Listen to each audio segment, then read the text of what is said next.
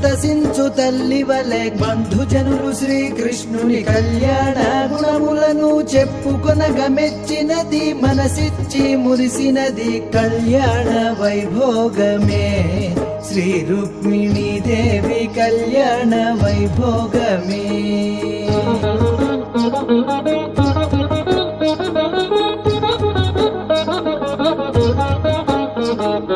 ఆ రుక్మిణి గుణశీలము అందచంద వైభవములు ఆ